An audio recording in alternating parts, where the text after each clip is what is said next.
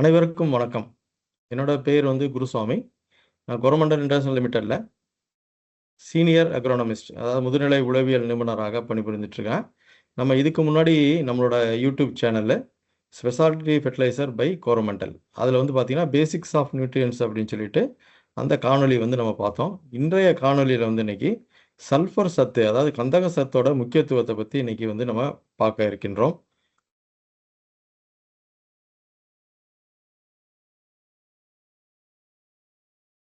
So இந்த நிகழ்ச்சியில் இன்னைக்கு கந்தக சத்து ஒரு ஊட்டச்சத்தாக எப்படி இருக்கு அப்படிங்கிறத பற்றியும், தாவரங்களில் கந்தக சத்தோட பங்கு எந்த அளவுக்கு முக்கியம், அது மாதிரி கந்தகத்தினால் ஏற்படக்கூடிய குறைபாடுகள் எவ்வாறு நம்ம தெரிஞ்சுக்கலாம், அதை எப்படி நிவர்த்தி பண்ணுறது அப்படிங்கிறத பற்றியும், சல்ஃபேட் கந்தகத்துக்கும் நம்ம மூல கந்தகம் சொல்லக்கூடிய எலிமெண்டல் சல்ஃபருக்கும் உள்ள வித்தியாசம் என்ன, அது மாதிரி ஒவ்வொரு பயிருக்கும் எவ்வளவு கந்தக சத்து தேவை, ஒரு ஏக்கருக்கு எவ்வளோ கிலோ தேவை அப்படிங்கிறத பற்றியும், இந்த கந்தக சத்தை நம்ம கொரமண்டல் நிறுவனம் எவ்வாறு பூர்த்தி செய்து, அதோட கூட பார்த்தீங்கன்னாக்கும் நிறைவாக நம்மளோட ஸ்பெஷல் ப்ராடக்ட் சல்ஃபா மேக்ஸ் அப்படிங்கிற அந்த ப்ராடக்டை பற்றியும் இந்த காணொலியில் காண இருக்கின்றோம். ஸோ சல்ஃபர் போகிறதுக்கு முன்னாடி நமக்கெல்லாம் தெரியும், ஒரு பயிர் வளர்கிறதுக்கு கிட்டத்தட்ட 16லேருந்து 17 வகையான சத்துக்கள் தேவை அப்படிங்கிறது தெரியும். எப்படி நம்ம பெரியவங்க ஒரு புதிய திருமண தம்பதியை 16 பெற்று செல்வங்கள் 16 செல்வங்கள் பெற்று பெருவாழ்வு வாழ்கன்னு சொல்லுவாங்களோ, அதே மாதிரி ஒரு பயிர் வளர்கிறதுக்கும் நமக்கு இன்னைக்கு 16 17 வகையான சத்துக்கள் தேவை அப்படிங்கிறதான் சொல்லுது. இப்போ நம்மளோட வாழ்க்கை அல்லது உயிரோட அடிப்படை அப்படின்னு பார்த்தோம்னாக்கும், சிறிய பாரமீசியாவிலிருந்து ஒரு பெரிய திமிங்கலம் வரைக்கும் கிட்டத்தட்ட ஒரு 4-5 வகையான மூலக்கூறுகள்னால ஆயிருக்குது. அதில் முக்கியமாக carbon, hydrogen, nitrogen, oxygen, phosphorus மற்றும் சல்ஃபர். இந்த சல்ஃபரும் இதில் முக்கியமான ஒரு பங்கை வகிக்குது. நமக்கெல்லாம் தெரியும், பேரூட்ட சத்துக்கள் அப்படிங்கிறது பார்த்தீங்கன்னாக்கும் தலைமணி, சாம்பல் சத்து. அதுக்கடுத்து 2ஆம் நிலை சத்துக்கள் அப்படின்றது பார்த்தீங்கன்னாக்கும் கால்சியம், மெக்னீசியம், சல்ஃபர். அதுக்கடுத்து பார்த்தீங்கன்னாக்கும் இயற்கையாக நமக்கு கிடைக்கக்கூடிய சத்துக்கள் ஹைட்ரஜன், ஆக்சிஜன், கார்பன். இந்த 3 நமக்கு இயற்கையாக காற்றுலையும் ப்ளஸ் மழை நீர்லையும் நமக்கு கிடைக்குது. H2O அப்படிங்கிறது நமக்கு நீர் எல்லாம் தெரியும். ஸோ இது இயற்கையாக கிடைக்கக்கூடியது. இது தவிர ஒரு 7 வகையான நுண்ணுட சத்துக்களும் பயிர்கள் வளர்றதுக்கு தேவை இருக்குது. ஆக இந்த படக்காட்சி என்ன நமக்கு சொல்லுது அப்படின்னாக்கும், தலைமணி சாம்பல் சத்துக்கு அடுத்து முக்கியமாக 4வது இடத்துல இருக்கக்கூடிய ஒரு சத்து பார்த்தீங்கன்னாக்கும் இந்த கந்தக சத்து. ஸோ அதோட முக்கியத்துவத்தை பற்றி தான் நம்ம இதில் இந்த தொகுப்பில் காண இருக்கின்றோம். ஸோ இதில் தாவரங்களில் சல்ஃபரோட பங்கு, இந்த கந்தகத்தோட பங்கு எந்த அளவுக்கு இருக்குது அப்படின்னு பார்த்தோம்னாக்கும், நம்ம அமினோ ஆசிட்ஸ் உருவாகிறதுக்கு இந்த சல்ஃபர் முக்கியமாக பங்கு வகிக்குது. ஸோ அதுக்கடுத்து பார்த்தீங்கன்னா பச்சையம், நம்ம குளோரோஃபில் சொல்கிறோம் இல்லைங்களா, இந்த பச்சையம் உருவாகிறதுக்கும் நமக்கு இந்த சல்ஃபர் முக்கியமாக தேவைப்படுகிறது. இந்த அமினோ அமிலங்களும் குளோரோஃபிலும் சேர்ந்து தான் நமக்கு புரதம் மற்றும் பல்வேறு என்சைம்கள் உருவாகிறதுக்கும் நமக்கு இந்த சல்ஃபர் முக்கிய தேவையாக இருக்குது. குறிப்பாக பார்த்தீங்கன்னாக்கும் எண்ணெய் வித்து பயிர்களில் நிலக்கடலை, எள்ளு, மற்ற இருக்கக்கூடிய அனைத்து எண்ணெய் வித்து ஆமணக்கு, அந்த மாதிரி எண்ணெய் வித்து பயிர்களையும் அந்த எண்ணெய் தன்மையை, எண்ணெய் சத்தை அதிகப்படுத்துறதுக்கு நமக்கு சல்ஃபர் முக்கிய ஒரு பங்கு ஆற்றுகிறது. அதுக்கு மேலே பார்த்தீங்கன்னாக்கும் பயிர்களில் இருக்கக்கூடிய அந்த குவாலிட்டி அப்படின்வாங்க. இப்போ ஒரு உதாரணத்துக்கு மிளகாய் பயிர் எடுத்துட்டோம்னா அதில் இருக்கக்கூடிய காரத்தன்மை, அல்லது பழங்கள் எடுத்துட்டோம்னா அதில் இருக்கக்கூடிய சுவைத்தன்மை, இதுக்கு எல்லாத்துக்குமே நமக்கு சல்ஃபர் முக்கிய பங்கு ஆற்றுது. அதே மாதிரி ஓரளவுக்கு தாவரங்களில் நோய்கள், பூச்சியிலிருந்து எதிர்க்கக்கூடிய தன்மையை இந்த சல்ஃபர் பயிர்களுக்கு கொடுக்குது. ஏன்னா சல்ஃபர் பேஸ்டு நிறையா இன்னைக்கு கெமிக்கல்ஸ் வந்துருச்சு. பூச்சி நோய் மருந்துகள் வந்திருக்கு, நமக்கு எல்லாம் தெரியும். ஸோ அதனால் ஓரளவுக்கு நமக்கு இந்த சல்ஃபர் பார்த்தீங்கன்னாக்கும் தாவர பூச்சி நோய்கள்லேருந்து நமக்கு தாவரங்களை பாதுகாக்கிறதையும் செய்யுது. அதே மாதிரி பார்த்தீங்கன்னாக்கும் நம்ம பேரூட்டச்சத்துக்கள்னு சொல்லக்கூடிய என்பிகே, இந்த என்பிகேவை உறிஞ்சி எடுக்கிறதுக்கு இந்த சல்ஃபர் நமக்கு பயன்படுது.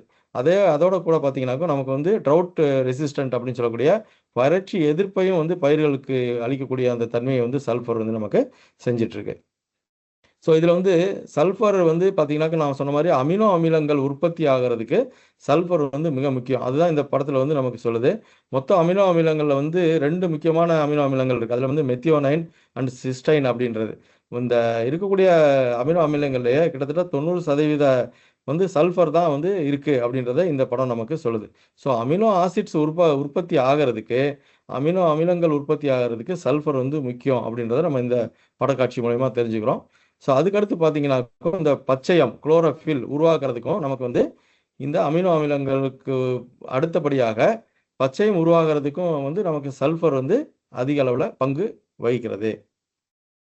ஸோ அதுக்கடுத்து பார்த்தீங்கன்னாக்கும் இந்த அமினோ அமிலங்கள் மற்றும் புரதத்துக்கு குளோரோஃபில்க்கு அடுத்து புரதம் மற்றும் பல்வேறு என்சைம்கள் உருவாகிறதுக்கும் நமக்கு வந்து இந்த சல்ஃபர் வந்து நமக்கு முக்கியமாக செயல்படுது. அதில் பார்த்தீங்கன்னா கொழுப்பு அமிலங்கள் வந்து ஆக்சிஜனேற்றம் மற்றும் அந்த தொகுப்புக்கு வந்து சல்ஃபர் வந்து முக்கியமாக தேவைப்படுகிறது. ஸோ வந்து நம்ம புரதங்கள் உருவாகிறதுக்கு புரோட்டீன் உருவாகிறதுக்கு இந்த சல்ஃபர் வந்து அடிப்படை அப்படிங்கிறது தான் இந்த படக்காட்சி நமக்கு விளக்குது.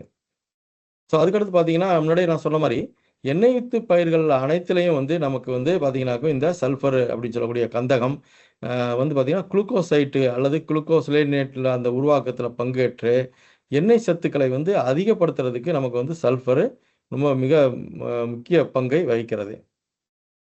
ஸோ இதில் பார்த்தீங்கன்னாக்கும் ஒவ்வொரு பயிர்களையும் எவ்வளவு வந்து எண்ணெய் சதவீதம் இருக்குது அப்படின்றத நம்ம வந்து பட்டியலிட்டிருக்கோம். இதில் குறிப்பாக பார்த்தீங்கன்னாக்கும் நிலக்கடலை கிரவுண்ட்னு சொல்லக்கூடிய நிலக்கடலையில் வந்து ஆயில் கண்டென்ட் அப்படின்னு பார்த்தோம்னா 45% ஆயில் கண்டென்ட் இருக்குது. அதுக்கடுத்து பார்த்தீங்கன்னாக்க மஸ்டர்டு கடுகுல வந்து 37லேருந்து 49% இருக்குது. சோயாபீனில் 20% எண்ணெய் கண்டென்ட் இருக்குது. செசாமம் சொல்லக்கூடிய எள்ளில் வந்து 50% வந்து எண்ணெய் கண்டென்ட் இருக்குது. அதுக்கடுத்து சன்ஃப்ளவர் சாஃப்ளவர்லாம் பார்த்தீங்கன்னாக்கும் 45லேருந்து 50 சன்ஃப்ளவர்லையும் சாஃப்ளவரில் வந்து 24லேருந்து 36% வரைக்கும் ஆயில் கண்டென்ட் இருக்குது. அதுக்கடுத்து கடுகுல வந்து பார்த்தீங்கன்னா 30லேருந்து 40%, லின்சீட் அப்படின்னு சொல்லக்கூடியதில் வந்து 47%, 33லேருந்து 47% வரைக்கும் ஆயில் கண்டென்ட் இருக்குது. கேஸ்டர்னு சொல்லக்கூடிய நம்மளோட ஆமணக்கிளையும் கிட்டத்தட்ட பார்த்தீங்கன்னாக்கோ 48% வந்து இன்னைக்கு வந்து எண்ணெய் சத்துக்கள் இருக்குது. இதில் வந்து பார்த்தீங்கன்னாக்கோ நம்ம சல்ஃபரை வந்து பயன்படுத்த கிட்டத்தட்ட சுமார் 5% வந்து நம்ம எண்ணெய் சத்து அதிகரிக்கிறதுக்கு காரணமாக இருக்குது அப்படின்றத இந்த படம் வந்து நமக்கு காமிக்குது. ஸோ இதில் வந்து ஒரு ட்ரையல் ஒன்று எடுத்துருக்குறாங்க. எண்ணெய் வித்து பயிர்களில் சல்ஃபரோட முக்கியத்துவத்தை வந்து நம்ம வந்து பயன்படுத்தி இதில் வந்து ஒரு ட்ரையல் ஒன்று எடுத்துருக்குறாங்க வாரணாசியில் இருக்கக்கூடிய பல்கலைக்கழகத்தில். இதில் என்ன சொல்ல வராங்கனாக்கும் பார்த்தீங்கன்னாக்கும் இந்த ஸ்லைடில் 15 கிலோ சல்ஃபர் ஒரு ஹெக்டருக்கும் 30 கிலோ சல்ஃபர் ஒரு ஹெக்டருக்கும் 45 கிலோ சல்ஃபர் ஒரு ஹெக்டருக்கும் மூலாதாரமான வந்து கந்தகத்தை எலிமெண்டல் சல்ஃபரை பயன்படுத்தி இந்த ட்ரையலை வந்து நமக்கு எடுத்துருக்காங்க. இதில் வந்து இப்போ நமக்கு என்ன இந்த ரிசல்ட் என்ன சொல்ல வருது அப்படின்னு பார்த்தீங்கன்னாக்கும் இதில் இருக்கக்கூடிய இந்த ஆயில் கண்டென்ட் அப்படின்றத எடுத்துட்டோம் அப்படின்னாக்கும் 15 கிலோ ஒரு ஹெக்டருக்கு போட்டதில் 36.6% தான் வந்து எண்ணெய் சத்து இருந்திருக்குது அந்த எண்ணெய் வித்து பயிரில். 30 கிலோ போட்ட இடத்துல வந்து 37.8% இருந்திருக்கு. அதே 45 கிலோ போட்ட இடத்துல பார்த்தீங்கன்னாக்கும் நமக்கு வந்து 39.9% எண்ணெய் கண்டென்ட் ஆயில் கண்டென்ட் வந்து இருக்குது. அப்போ நமக்கு வந்து ஒன்றுமே சல்ஃபர் போடாததுக்கும் 45 கிலோ சல்ஃபர் போட்டதுக்கும் கிட்டத்தட்ட 1.9% வித்தியாசம் வந்து நமக்கு வந்து அதிக அளவில் ஆயில் கண்டென்ட் இன்க்ரீஸ் ஆகிற அளவுக்கு இருக்குன்றதை இந்த படக்காட்சி நமக்கு தெரிவிக்குது. ஸோ இதுலேருந்து நமக்கு தெரியுது எண்ணெய் வித்து பயிர்களில் சல்ஃபரோட பங்கு வந்து வெகு மிக முக்கியம் அப்படின்றத நம்ம வந்து இதுலேருந்து தெரிஞ்சுக்கலாம். ஸோ அதுக்கடுத்து வந்து இந்த பயிர்களுக்கு வந்து எப்படி சுவை சேர்க்குது அப்படின்னு சொல்லி சொன்னேன்.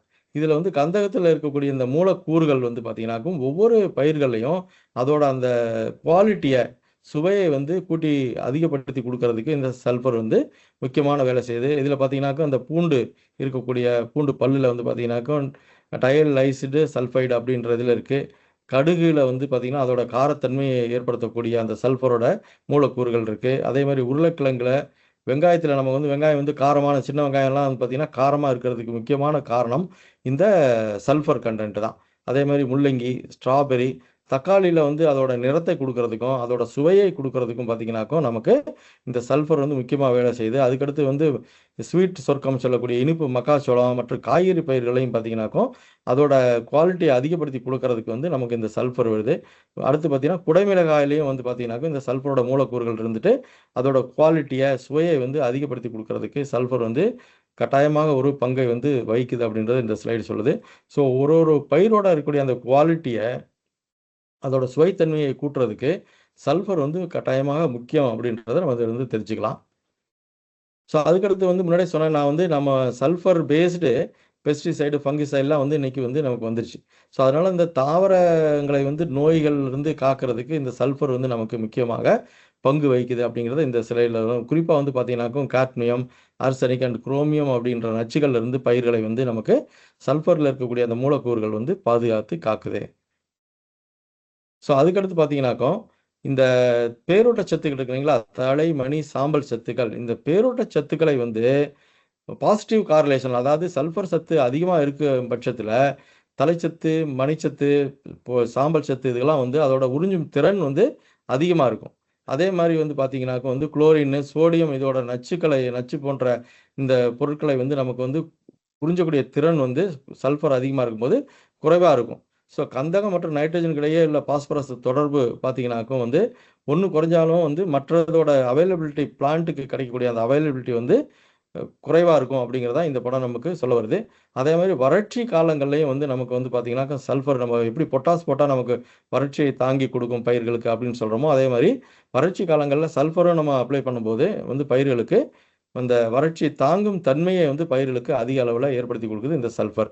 குறிப்பாக வந்து பார்த்தீங்கன்னாக்கா நம்ம நிலக்கடலை போன்ற கந்த அதிகமாக தேவைப்படக்கூடிய எண்ணெய் வித்து பயிர்களுக்கு வந்து நம்ம அதிக அளவில் வந்து நம்ம கந்தகத்தை கொடுக்கும்போது பேரூட்டச்சத்துக்கள் மற்றும் வந்து நுண்ணூட்டச்சத்துக்களை வந்து பயிர்களுக்கு எடுத்து கொடுக்கக்கூடிய வேலையை வந்து இந்த கந்தகம் செய்து, குறிப்பாக வந்து நிலக்கடலை போன்ற எண்ணெய் வித்து பயிர்களில். ஸோ அதுக்கடுத்து பார்த்தீங்கன்னா, முன்னாடியே ஒரு கருத்து சொன்ன மாரி, இந்த வறட்சியின் போது வந்து நமக்கு வந்து பயிர்களுக்கு வறட்சியை தாங்கக்கூடிய தன்மையை வந்து இந்த சல்ஃபர் வந்து நமக்கு பண்ணுது. அதில இருக்கக்கூடிய மூலக்கூறுகள், அப்சிசிக் அமிலம் அந்த மாரி இருக்கக்கூடிய மூலக்கூறுகள்லாம் வந்து பார்த்தீங்கன்னாக்கும், நமக்கு வந்து வறட்சியை தாங்கக்கூடிய தன்மையை வந்து பயிர்களுக்கு சல்ஃபர் அதிகமா குடுக்குது. அதனால முடிஞ்ச அளவுக்கு விவசாய பெருமக்கள் இன்னைக்கு பார்த்தீங்கன்னாக்கும், நேரடியா நம்ம வந்து உரங்களை போடுறத தவிர்த்து காம்ப்ளெக்ஸ் உரங்களை, அதுவும் குறிப்பாக சல்ஃபர் உள்ள காம்ப்ளெக்ஸ் உரங்களை பயிர்களுக்கு கொடுத்தோம் அப்படின்னாக்கும், நமக்கு வந்து பார்த்தீங்கன்னா, இந்த வறட்சி, நோய் எதிர்ப்பு சக்தி, பூச்சி நோய் எதிர்ப்பு சக்தி இதெல்லாம் வந்து பயிர்களுக்கு குடுக்கறதுக்கு இந்த சல்ஃபர் வந்து முக்கியமா இருக்குது. அதுவும் குறிப்பாக எண்ணெய் வித்து பயிர்கள், இந்த மாரி மிளகாய், வெங்காயம் அந்த மாரி போன்ற பயிர்கள்லாம் அதோட அ குவாலிட்டிய, அந்த காரத்தன்மைய அதிகப்படுத்துறதுக்கும் வந்து நமக்கு வந்து சல்ஃபர் வந்து அ அதிக அளவுல உதவி பண்ணுது. ஸோ இந்த கந்தக குறைபாடு அப்படின்றத எடுத்துக்கிட்டோம்னா பார்த்தீங்கன்னாக்கும், கிட்டத்தட்ட 4.4 குரோர் சாம்பிள்ஸ், சாயில் சாம்பிள்ஸ் வந்து அனலைசிஸ் பண்ணியிருக்காங்க. அதில வந்து பார்த்தீங்கன்னாக்கும், இந்திய அளவுல 35% அளவுக்கு இருக்கக்கூடிய அந்த சாம்பிள்ஸ் வந்து பார்த்தீங்கன்னாக்கும், சல்ஃபர் வந்து கம்மியா இருக்கு அப்படின்றது தான். ஸோ நம்ம குறிப்பா தமிழ்நாட்டிலயும் பார்த்தீங்கன்னாக்கும் வந்து கிட்டத்தட்ட 37% அ மண்ல வந்து சல்ஃபர் வந்து குறைவாக இருக்குது. தலைமணி, சாம்பல் சத்துக்கு அடுத்து இன்னைக்கு மண்ணுல குறைவாக இருக்கக்கூடிய ஒரு முக்கியமான நியூட்ரிஷன் அப்படின்னு பார்த்தோம்னாக்கும் சல்ஃபர். ஸோ இதில வந்து பார்த்தீங்கன்னா, கீழ இருக்கக்கூடிய அந்த கன்டென்ட்ல நமக்கு என்ன குடுத்துருக்காங்கன்னா, நம்ம வந்து இந்திய அளவுல கிட்டத்தட்ட 8,00,000 மெட்ரிக் டன்கள் வந்து நம்ம வந்து பயிர்களுக்கு கந்தகத்த வந்து நம்ம குடுக்குறோம். ஆனா அதோட தேவை பயிர்களால எடுக்கக்கூடிய தேவை அப்படின்னு பார்த்தீங்கன்னா, 13,00,000 மெட்ரிக் டன். ஸோ அப்ப வந்து ஒவ்வொரு வருஷமும் நமக்கு வந்து 5,00,000 மெட்ரிக் டன்கள் வந்து குறைபாடா தான் இருக்கு. குறைபாடான அளவு தான் நம்ம வந்து குடுக்குறோம். தேவை வந்து 13,00,000. பட் ஆனா நம்ம குடுக்கக்கூடிய பல்வேறு வகையில கந்தகத்தை குடுக்கக்கூடிய அளவு வந்து பார்த்தீங்கன்னா, 8,00,000 தான். கிட்டத்தட்ட ஒவ்வொரு ஆண்டும் வந்து நம்ம 5,00,000 மெட்ரிக் டன்கள் வந்து பயிர்கள் நீக்கக்கூடிய அளவுக்கு குடுக்க முடியல அப்படிங்கிறத இந்த வரைபடம் நமக்கு காமிக்குது. ஸோ அதுக்கடுத்து இந்தியாவுல வந்து கந்தக குறைபாட்டிற்கான முக்கியமான காரணங்கள் என்ன அப்படின்னு பார்த்தோம்னாக்கா, நம்ம அதிகமாக இன்னைக்கு வந்து பருப்பு மற்றும் எண்ணெய் விதை பயிர்கள்ல வந்து அதிக அளவுல இன்னைக்கு வந்து கந்தகம் தேவை. ஆனா அதுக்கு வந்து பார்த்தீங்கன்னாக்கும், உரங்களோட பயன்பாடு குறைவா இருக்கு அப்படிங்கிற ஒரு முக்கியமான ஒரு காரணத்த வந்து சொல்றாங்க. மணற்பாங்கான மண்ல வந்து பார்த்தீங்கன்னாக்கும், நம்ம கந்தகத்த அப்ளை பண்ணும்போது சீக்கிரமாக வந்து லீச்சிங்கு, ஆவியாகி போறது, அந்த மாரி காரணங்கள்னாலயும் நம்ம மண்ணுல இன்னைக்கு சல்ஃபரோட கன்டென்ட் வந்து குறைவா இருக்கு. அதிகமாக பயன்படுத்தக்கூடிய நான் முன்னாடியே சொன்ன மாரி, இந்த தனி யூரியா யூரியா அந்த மாரி இருக்கக்கூடிய உரங்கள் டிஏபி, எம்ஓபி இந்த மாரி இதில இருக்கிறத பார்த்தீங்கன்னாக்கும், கந்தக சத்து அதுலலாம் இல்ல. அதனால கந்தக சத்து உள்ள கலப்பு உரங்களை, அதாவது நம்ம வந்து என்பிகே காம்ப்ளெக்ஸ் உரங்களை வந்து நம்ம போடும்போது, நமக்கு வந்து கந்தகத்தோட இது வந்து அவைலபிலிட்டி மண்ணுக்கு அதிகமா கிடைக்கிறதுக்கு வாய்ப்பு இருக்கு. அதே மாரி வந்து அதிகமா நீர்த்தேக்கமான மண்ணு மற்றும் அமில மண்கள்லயும் நமக்கு வந்து இந்த கந்தக குறைபாடு அதிக அளவுல இருக்கு.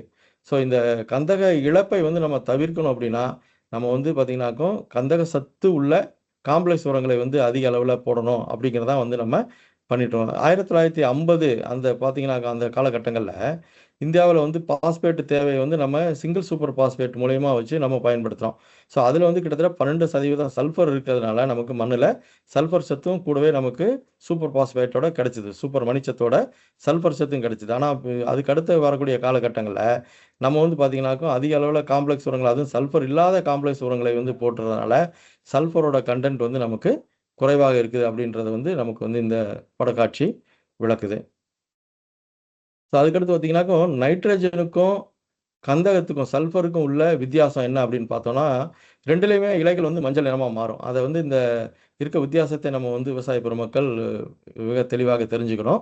இப்ப நைட்ரஜன் குறைபாடு அப்படின்றத பார்த்தீங்கன்னாக்கா, இந்த முதிர்ந்த இலைகள், அதாவது செடியோட கீழ இருக்கக்கூடிய முதிர்ந்த இலைகள் வந்து மஞ்சளாக அல்லது பழுப்பாக மாறுது அப்படின்னா, அது வந்து நைட்ரஜன் குறைபாடு, தழைச்சத்து குறைபாடு அப்படின்னு சொல்லிக்கலாம். இதே வந்து இளம் இலைகள் வந்து மஞ்சள் ஆகுது அப்படின்ற மாரி பார்த்தோம் அப்படின்னாக்கா, நமக்கு வந்து இளம் இலைகள் மஞ்சள் ஆகுது அப்படின்னா, அது வந்து சல்ஃபர் சத்து குறைபாடு அப்படின்றத நமக்கு தெரிஞ்சுக்கணும். ஸோ 2க்கும் வந்து வித்தியாசம் இருக்கு. எங்கெல்லாம் வந்து அடி இலை அல்லது மூத்த இலைகள், முதிர்ந்த இலைகள் பழுக்குதோ, அங்க வந்து நைட்ரஜன் தழைச்சத்து பற்றாக்குறை அப்படின்றத நம்ம தெரிஞ்சுக்கணும். இளம் இலைகள், இளம் தளிர் மேல இருக்கக்கூடிய இளம் இலைகள் வந்து பழுக்குது, மஞ்சள் ஆகுது அப்படின்னா, அது வந்து நமக்கு வந்து சல்ஃபர் சத்து பற்றாக்குறை அப்படிங்கிறத நம்ம தெரிஞ்சுக்கணும். ஸோ இதில வந்து ஒவ்வொரு பயிர் வாரியாக இந்த கந்தக குறைபாடு எப்படிலாம் தெரியும் அப்படின்றத விடுறாங்க. இதில எல்லா பயிர்களையுமே பார்த்தீங்கன்னாக்கும், நமக்கு வந்து அந்த நுனியில இருக்கக்கூடிய இளம் இலைகள், வளரக்கூடிய துளிர் இலைகள் தான் எல்லா இடத்துலயும் மஞ்சளா இருக்கு. இப்ப நீங்க நெல் எடுத்துக்கிட்டீங்கனாலுமே பார்த்தீங்கன்னாக்கும், மேல இருக்கக்கூடிய அந்த இலைகள் அதிகமா இருக்கு, மஞ்சளாக மாறுது. அதுக்கடுத்து பார்த்தீங்கன்னாக்கும் மெய்ஸ்ல, மக்காச்சோளத்திலயும் வந்து மேல பார்த்தீங்கன்னா, நம்ம கரும்புல இதெல்லாம் பார்த்தீங்கன்னா, இன்டர்னல் குளோரோசிஸ்ன்னு நம்ம கேள்விப்பட்டிருப்போம்.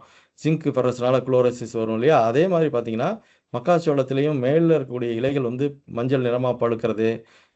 கரும்புல வந்து மேல இருக்கக்கூடிய மஞ்சள் நிறமா பழுக்குது. அதே மாரி ஆயில் பாம் சொல்லக்கூடிய எண்ணெய் பனை இலையும் பார்த்தீங்கன்னா, அந்த மேல இருக்கக்கூடிய இளம் இலைகள் எங்கெல்லாம் பழுக்குதோ, மஞ்சளாக மாறுதோ, அது எல்லாமே வந்து சல்ஃபர் பற்றாக்குறை அப்படிங்கிறத நம்ம தெரிஞ்சுக்கணும். கீழ இருக்க படத்த பார்த்தா கூட நமக்கு தெரியும். மிளகாய், அது மாரி டீ, காஃபி இந்த மாரி இருக்கக்கூடிய அனைத்து ஆனியன், ஈவன் வந்து பருத்தியில இருக்கக்கூடியது, நமக்கு வந்து உருளைக்கிழங்குல இருக்கக்கூடியது, இது எல்லாமே பார்த்தீங்கன்னாக்கும், இளம் இலைகள் மஞ்சளாக மாறுறது எல்லாமே சல்ஃபர் பற்றாக்குறை அப்படிங்கிறத நம்ம தெரிஞ்சுக்கணும்.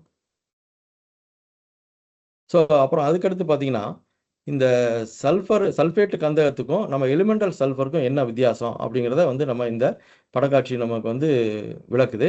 கந்தகம் வந்து பொதுவா வந்து சல்ஃபைடு அண்ட் சல்ஃபேட் என்ற 2 அ வடிவத்திலயும், அதுக்கடுத்து எலிமெண்டல் சல்ஃபர்லயும் கிடைக்குது. ஆனா, பயிர்கள் வந்து அத எந்த வடிவத்தில எடுக்குது அப்படின்னு பார்த்தீங்கன்னாக்கும், SO4ன்னு சொல்லக்கூடிய சல்ஃபேட் கந்தகமா தான் பயிர்கள் வந்து எடுத்துக்குது.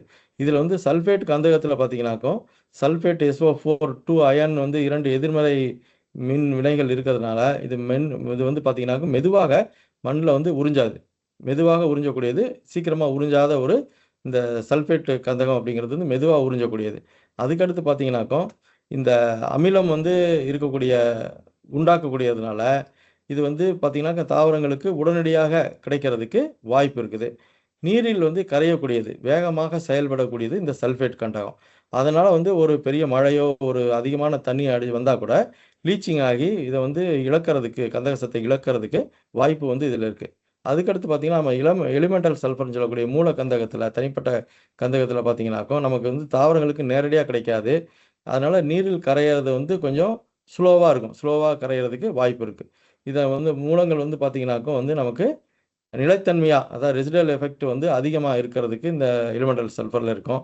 அதே மாரி வந்து இது மெதுவா கரையிறதுனால, நமக்கு வந்து அமிலத்தன்மை கொண்ட மண்ண வந்து அ நிலைப்படுத்துறதுக்கு வந்து, அதாவது காரத்தன்மை மண்ண வந்து அமிலத்தன்மையா மாத்துறதுக்கு, மண்ணை வந்து வளப்படுத்துறதுக்கு வந்து இந்த எலிமெண்டல் சல்ஃபர் வந்து நமக்கு அ காரணமாக இருக்கும். அதே மாரி மெதுவாக சிதைஞ்சு, நீண்ட காலத்துக்கு குடுக்குறனால நம்ம வந்து இந்த மண்ண திருத்துறதுக்கு, அதாவது மண்ணை திருத்துறதுக்கு வந்து இந்த எலிமெண்டல் சல்ஃபர வந்து நம்ம பயன்படுத்தலாம். அது மாரி நீர்ல வந்து அதிக அளவுல இழப்பு ஏற்படாது. அது மாரி பார்த்தீங்கன்னா, மண்ல வந்து கந்தக சத்த வந்து சேமிக்கிறதுக்கு இந்த எலிமெண்டல் சல்ஃபர் வந்து நமக்கு அ ஏற்பாடு பண்ணும். அதனால தாவரங்கள் வந்து உடனடியாக காணப்படும் குறைபாட்ட வந்து இத வந்து நம்ம இந்த எலிமெண்டல் சல்ஃபர போட்டு சரி பண்றதுங்கிறது ஆகுறதில்ல. அதனால வந்து அதுக்கு வந்து பார்த்தீங்கன்னாக்கும், சல்ஃபேட் சார்ந்த சல்ஃபர வந்து நம்ம போட்டோம்னா, தாவரங்கள்ல ஏற்படக்கூடிய இலை வழியா தெளிக்கும்போது பார்த்தீங்கன்னாக்க, அந்த மாரி இருக்கக்கூடிய குறைபாட்டை வந்து சரி செய்றதுக்கு சல்ஃபேட் சல்ஃபர் வந்து நமக்கு உதவும். அதற்கு அடுத்தபடியாக நம்ம அந்த கந்தக தேவையை கொரமண்டல் எவ்வாறு பூர்த்தி செய்கிறது அப்படின்றத பத்தி முக்கியமா இன்னைக்கு பார்க்க போறோம். ஸோ இதில வந்து பார்த்தீங்கன்னாக்கும், நம்ம ஒரு முக்கியமான ப்ராடக்ட் வந்து குரோமோர் சல்ஃபா மேக்ஸ் அப்படிங்கிற இந்த ப்ராடக்ட் வந்து இன்னைக்கு விவசாயிகள் மத்தியில அதிக அளவுல பயிர்களுக்கு வழங்கிட்டு இருக்காங்க. இதில முக்கியமா பார்த்தீங்கன்னாக்கும், நம்ம வந்து இந்த எலிமெண்டல் சல்ஃபர் வந்து 90% 10% பென்டோனேட் சல்ஃபரும் நம்ம வந்து இதில வச்சிருக்கிறோம். இது வந்து இந்த என்ன தொழில்நுட்பம் நம்ம பயன்படுத்துறோம்னாக்கும், ஃபாஸ்ட் சல்ஃபர் ரிலீஸ் மெக்கானிசம் சொல்லக்கூடிய எஃப்எஸ்ஆர் டெக்னாலஜி வந்து இதில வச்சிருக்கிறோம். ஃபாஸ்ட் சல்ஃபர் ரிலீஸ் மெக்கானிசம் வந்து இதில இருக்கிறதுனால, பயிர்களுக்கு அதிக அளவில் பயன்படுத்தக்கூடிய ஒரு எலிமெண்டல் சல்ஃபராக வந்து நம்ம இந்த குரோமோர் சல்ஃபா மேக்ஸை வந்து நம்ம வந்து சொல்லலாம்.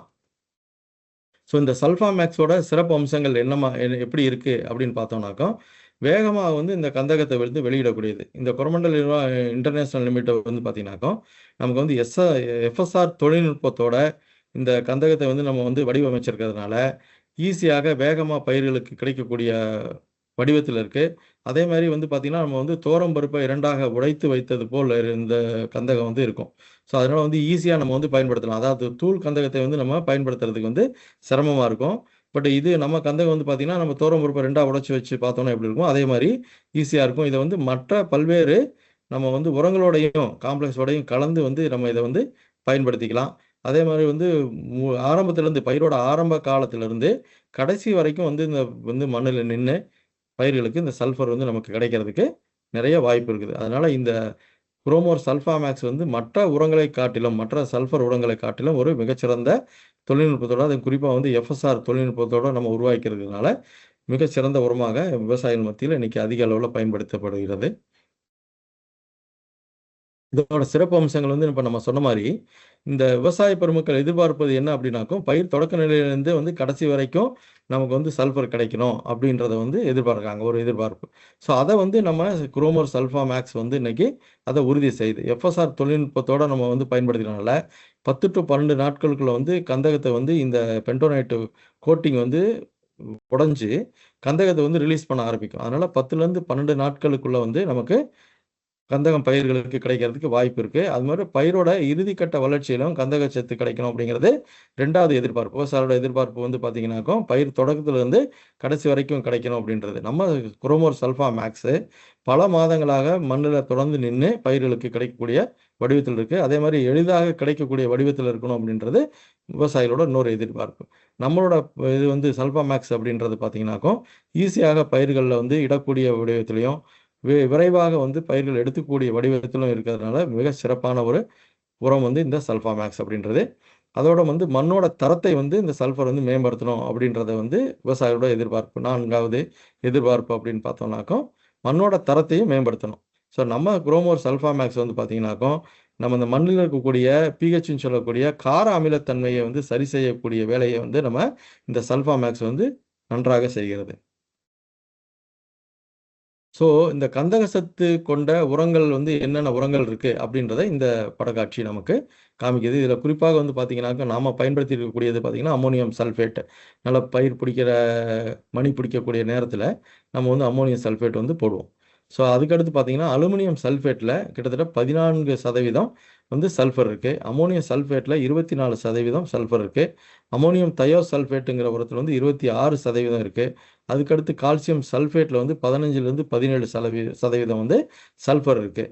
அப்புறம் எப்சம் சால்ட் இருக்குங்களா, ஜிப்சம் எப்சம் சொல்கிறோம், அது மாதிரி எப்சம் சால்ட்டில் 14% வந்து சல்ஃபர் இருக்குது. ஃபெரஸ் சல்ஃபேட்டில் வந்து நம்ம வந்து கரும்புக்கெல்லாம் கட்டை கரும்புக்கு தெளிக்கக்கூடிய அந்த ஃபெரஸ் சல்ஃபேட்டில் 12% சல்ஃபர் இருக்குது. பொட்டாசியம் சல்ஃபேட்டில் வந்து பார்த்திங்கன்னா 17.5% சல்ஃபர் இருக்குது. ஜிங்க் சல்ஃபேட்லேயும் வந்து இன்றைக்கி 15% சல்ஃபர் இருக்குது. கேமேக் அப்படின்னு சொல்லக்கூடிய உரத்துலேயும் வந்து 22% சல்ஃபர் இருக்குது. பென்டோனைட் சல்ஃபரில் தான் வந்து அதிக அளவில் சல்ஃபர் இருக்கிறது வந்து இந்த பென்டோனைட் சல்ஃபரு 90%, அதாவது கிட்டத்தட்ட 90% வந்து நமக்கு சல்ஃபர் அவைலபிலிட்டி கிடைக்குது. சல்ஃபூரிக் ஆசிட்லேயுமே கூட இன்றைக்கி வந்து சல்ஃபூரிக் ஆசிட்லையும் வந்து 32%, அதாவது 32% சல்ஃபர் வந்து இருக்குது. சிங்கிள் சூப்பர் பாஸ்பேட்டில் 11% வந்து இன்றைக்கி சல்ஃபர் இருக்குது. அதே மாதிரி பாலிசல்ஃபேட்டில் வந்து 19% வந்து சல்ஃபர் இருக்குது. இந்த பொருட்கள் எல்லாம் வந்து சல்ஃபர் கொடுக்கக்கூடிய உரங்கள். இதெல்லாமே வந்து சல்ஃபரை பயிர்களுக்கு கொடுக்கக்கூடிய உரங்கள். ஸோ அதுக்கடுத்து பார்த்தீங்கன்னாக்கும், அந்த எஃப்எஸ்ஆர் தொழில்நுட்பம்னா என்ன, அது எப்படி நம்ம குரோமோர் சல்ஃபருக்கும் வேறு சல்ஃபருக்கும் என்ன வித்தியாசம் இருக்குது அப்படிங்கிறத வந்து நம்ம வந்து இதில் இந்த ஸ்லைடில் பார்க்கலாம். சாதாரண தூள் வடிவ கந்தகம் வந்து பார்த்தீங்கன்னாக்கும் அளவில் வந்து ரொம்ப சிறிய அளவில் இருக்கும். 20-30 மைக்ரான் அளவில் இருக்கிறதுனால பயிர்களுக்கு சிறு நாட்களுக்கு மட்டுமே கிடைக்கும். ஆரம்ப நாட்களில் மட்டுமே கிடைக்கும். சீக்கிரமாக ஆக்சிடேஷன் ஆகி வந்து வீணாக போகக்கூடிய வாய்ப்பு அதில் இருக்குது. அதே மாதிரி மழை நீரில் வந்து சீக்கிரமாக கரைஞ்சி லீச்சிங் அப்படின்றது மூலயமா இழப்புகள் ஏற்படவும் வாய்ப்பு இருக்குது. குறுகிய காலம் மட்டுமே மண்ணில் இருக்கிறதுனால நமக்கு வந்து இந்த கார அமிலத்தன்மையை வந்து மேம்படுத்தக்கூடிய திறன் வந்து இந்த சாதாரண தூள் வடிவ கந்தத்துக்கு வந்து கம்மி. இதே வந்து நம்ம குரோமோர் சல்ஃபா மேக்ஸ் அப்படின்றத பார்த்தீங்கன்னாக்கும் எஃப்எஸ்ஆர் தொழில்நுட்பத்தோட பயன்படுறதுனால 40% கந்தகத் துகள்கள் வந்து சிறிய அளவிலையும், மீதம் இருக்கக்கூடிய துகள்கள் வந்து பெரிய அளவிலையும் இருக்கிறதுனால, நமக்கு ஆரம்ப காலத்திலிருந்து கடைசி வரைக்கும் பயிர்களுக்கு கிடைக்கக்கூடிய வடிவத்தில் இருக்கும். பெரிய துகள்கள் அளவு வந்து இருக்கிறதுனால, லீச்சிங் அப்படின்னு சொல்லக்கூடிய இந்த மழையோ அல்லது தண்ணியினாலே அடிச்சுட்டு போகக்கூடிய இழப்புகள் வந்து கம்மியா இருக்கும். நீண்ட நாட்களுக்கு மண்ணிலே இருக்கிறதுனால, இந்த மண்ணோட பிஹெச்ன்னு சொல்லக்கூடிய கார அமிலத்தன்மையை சரி செய்யறதுக்கு நம்மளோட குரோமோர் சல்ஃபா மேக்ஸ் வந்து வெகு அளவுல உதவி புரியுது. ஸோ இதுதான் வந்து நமக்கு குரோமோர் சல்ஃபா மேக்ஸ் எப்படி வேலை செய்யுது அப்படின்றத வந்து நமக்கு இந்த படக்காட்சி விளக்குது. நான் சொன்ன மாரி 90% வந்து நம்ம எலிமெண்டல் சல்ஃபரும், 10% பென்டோனைட் வந்து மேல இருக்கக்கூடிய உரையும் இருக்கும். அத வந்து நம்ம தண்ணீல போட்ட ஒருபாடு, தண்ணி பட்ட உடனே அந்த மேல இருக்கக்கூடிய பென்டோனைட் உரை வந்து வெடிச்சு, கந்தக துகள்கள் வந்து நமக்கு சிறிது சிறிதாக பயிர்களுக்கு கிடைக்கக்கூடிய அளவுல வந்து நமக்கு வந்து ரிலீஸ் ஆகி கிடைக்கும். ஸோ ஆரம்ப காலகட்டத்திலருந்து கடைசி வரைக்கும் நம்ம இந்த குரோமோர் சல்ஃபா மேக்ஸ் வந்து பயிர்களுக்கு கிடைக்கிறதுக்கு நெறைய வாய்ப்புகள் இருக்கு. ஸோ இதுல வந்து ஒவ்வொரு பயிருக்கும் எவ்வளவு நமக்கு வந்து தேவை, கந்தகம் தேவை அப்படிங்கிறத இந்த படம் சொல்லுது நமக்கு. குறிப்பா வந்து பார்த்தீங்கன்னா, சீரியல்ஸ்ன்னு சொல்லக்கூடிய தானிய பயிர்களுக்கு நெல்லு, கோதுமை, மக்காச்சோளம் அந்த பயிர்கள்லாம் வந்து 8லிருந்து 10 கிலோ வரைக்கும் ஒரு ஏக்கருக்கு வந்து சல்ஃபர் தேவை. அதுக்கடுத்து வந்து பல்சஸ்ஸு, வெஜிடபிள் அதாவது வந்து பயிர் வகை பயிர்கள், காய்கறி பயிர்கள், பழப்பயிர்களுக்கெல்லாம் வந்து 10லிருந்து 12 கிலோ ஒரு ஏக்கருக்கு வந்து சல்ஃபர் வந்து நமக்கு தேவை. அதேமாரி வெங்காயம் சொல்லக்கூடிய வெங்காயம், காய்கறி பயிர்கள், மற்ற சோயாபீனு, சன்ஃப்ளவர் இதுக்கெல்லாம் 12லிருந்து 15 கிலோ சல்ஃபர் வந்து ஒரு ஏக்கருக்கு தேவை. எண்ணெய் பனை ஆயில் பாமுக்கு வந்து 20லிருந்து 25 கிலோ வந்து நமக்கு ஒரு ஏக்கருக்கு சல்ஃபர் தேவை. அதேமாரி வந்து பிளான்டேஷன் கிராப்ஸ் சொல்லக்கூடிய டீ, காஃபி, பருத்தி இதுகளுக்கெல்லாம் 8லிருந்து 12 கிலோ ஒரு ஏக்கருக்கு சல்ஃபர் தேவை.